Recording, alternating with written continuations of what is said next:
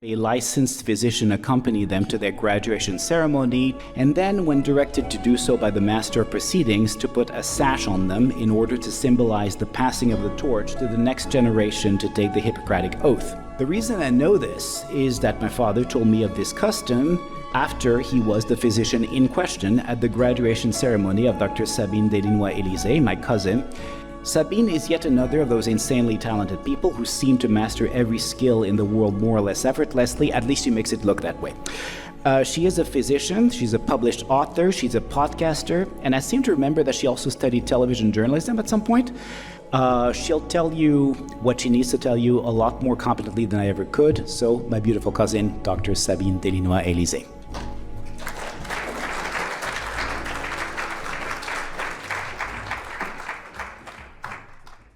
I come with both greetings and condolences on behalf of my parents, Reverend and Mrs. Daguillard, who were unable to travel today for the celebration honoring the memory of Dr. Fritz Daguillard. Robert, you spoke so highly of me, now it puts a little bit of pressure on exactly what I'm about to say, but nonetheless, I think it's always best to speak as if you're amongst friends, and I know that we are amongst friends. I am grateful for the positive impact in my life by a passionate physician, scientist, intellectual, educator, but more importantly to me, a loving and supportive uncle, my Uncle Fritz. Over the past few months, particularly on long drives when alone with my thoughts, and perhaps like you, I found myself reflecting upon Uncle Fritz and his joy for life, his captivating conversations, his ability with great excitement to perceive and celebrate the gifts and talents of whoever it is he comes in contact. As I reflected on Uncle Fritz, my thoughts shifted to the writings of King Solomon in the book of Ecclesiastes. Historians report King Solomon as a Jewish king in the era of 970 BCE. King Solomon is acclaimed for his great wisdom, his wealth, and writings. In King Solomon's book of Ecclesiastes, the 3rd chapter, this is what he wrote.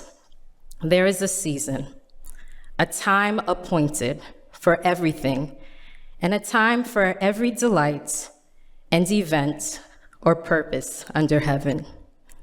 One of the most challenging things we do is the most challenging things to do is to effectively navigate the seasons of life.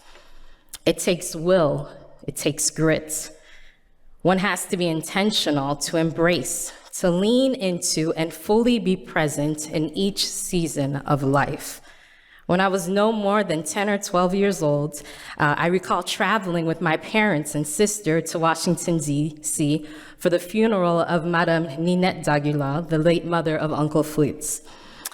That weekend was full of preparations, and as expected, when we arrived to Aunt Rita's and Uncle Fritz's home, it was clear we were joyful to see one another, but there was an undertone of sorrow. The usual step and the usual pep in my Uncle Fritz's step was not present that weekend. He appeared focused and concentrated, his affect distant, his voice soft and reflective. He walked around the house humming and sometimes singing the familiar song of the Chant d'Espérance, Non jamais tout seul. Perhaps that was Madame Daguillard's favorite song. Perhaps that was the song that helped my Uncle Fritz feel closer to her and fully embrace the season of sadness in his life. Our capacity of resilience and to navigate the highs and lows of life is based on our ability to intentionally, just like Uncle Fritz did, lean into and fully embrace the cycles of our lives. As you face the seasons of your life, the times of heartbreak, loss, celebration, and triumph, are you leaning into and fully embracing it? This by far was the most important gem I received from watching Uncle Fritz harness a life well lived. When Uncle Fritz would come to Florida, I would watch him and Aunt Rita fully engage and interact with my boys. They had few encounters together, but they were impactful. So when my children learned of Uncle Fritz's passing, I saw their countenance suddenly change to sadness. There is a season, a time appointed for everything, and a time for every delight and event or purpose under heaven. In 1996, over the course of 2 weeks, our house phone rang regularly, at minimum twice a day, from the same Maryland number. It was Uncle Fritz placing a long-distance call regularly to South Florida, reminding us to tune into Jeopardy because his beloved son, Wobel, will be competing. Although my dad would hold the phone to his ear, anyone standing in the room could hear the excitement and enthusiasm of Uncle Fritz's voice projecting beyond the phone as he spoke in detail of how proud he was of Wobel and his accomplishments, and now this unique one as a chosen contestant of Jeopardy! When the day came for the episode to air, our family of 6 crowded around the television together, cheering on our favorite contestant, Wobel. Within 15 seconds of the first commercial break, the house phone rang. And of course, it was Uncle Fritz. Yvonne, did you see Wobel? Did you see him? Are the children watching? Of course, we can hear.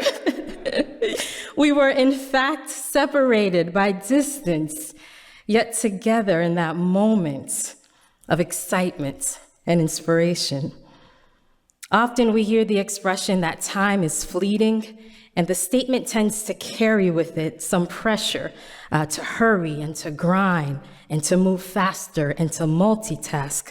But may I challenge you today, as I challenge myself, to slow down and make the most of each moment, to take this lesson from my Uncle Fritz, to hyper-focus, fully engage in the time spent with friends over a meal, or with family as you sit and watch a movie, or watch Wobel on Jeopardy!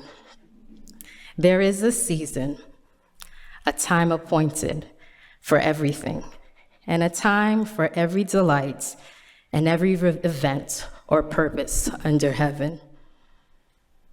As my now late maternal grandmother advanced in age, I noticed she received an untangible, unspoken carte blanche that allowed her to say things that were unapologetically clear and direct in unexpected moments. Have you realized that too? As people age, they're just allowed to say whatever it is that they want to say.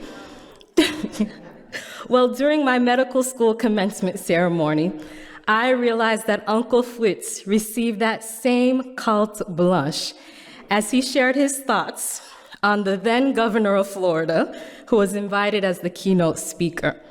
Uncle Fritz, like Robert mentioned, also took part in that graduation commencement of the hooding ceremony. And as he said, that is where the physician places a doctoral hood over the head of a graduate, signifying successful completion of medical school. Needless to say, I only wanted my Uncle Fritz to hood me.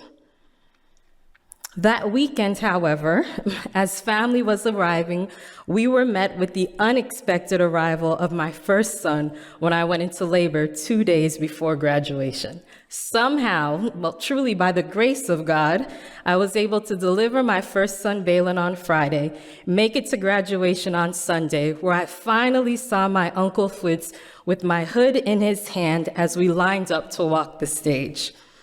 With great joy, Uncle Fritz opened his arms, quickly hugged me as the line began to move forward, and he slowed down and began to fix my regalia. And he said to me, "Oh, Sabine, darling, what a beautiful ceremony. I am so proud of you. But who invited this asshole to speak at such a marvelous ceremony? I mean, really." My classmates and I began to laugh while nodding our heads in agreement. Honestly, by far, this is one of my favorite memories that has allowed me to smile and laugh as I reflect upon the life of my Uncle Fritz. In the 3rd chapter of Ecclesiastes, King Solomon writes, "And also that every man should eat and drink and see and enjoy the good of all his labor. It is a gift of God." Uncle Fritz, our physician, scientist, intellectual, educator, and curator. Uncle Fritz, a friend, an uncle, a brother, grandfather, father, and husband, is a gift from God to us. All of us here today, and those who could not make it in this room physically, are fruits of that labor, a labor that goes beyond the work of his hands and the brilliance of his mind. It is the work of his heart that caused us to board planes, to travel internationally, to drive from neighboring cities and states, so that we may embrace this moment together. Truly, my Uncle Fritz is a man that is blessed and received a gift from God to see and enjoy the fruit of all his labor. Now, you may find it odd that I use present tense as I speak of him, but this is intentional and due to the legacy of Dr. Fritz Daguillard that remains. I experienced that legacy just yesterday on a phone call with Robert when he said my name with the exact intonation of Uncle Fritz. It actually made me stop and pause for a moment. And somehow, in that moment, as my heart was feeling distant prior to my Uncle Fritz, I suddenly felt closer to him just by hearing the way Robert said my name. The legacy of Dr. Fritz Daguillard is that piece of him that is lived out in each of us. We are reminded of that legacy when we, like Dr. Fritz Daguillard, delight in the beauty of paintings, when we read through the annals of Haitian history, when we choose to live with a joy for life, fully present and building relationships, one captivating conversation at a time. When we, like Dr. Fritz Daguillard, with great excitement perceive and celebrate the gifts and talents of those around us. This is my personal challenge, and now the challenge I leave with each of you. To my Uncle Fritz, a life well lived. Tonight we celebrate your legacy and your contribution to our lives and to the world. Thank you.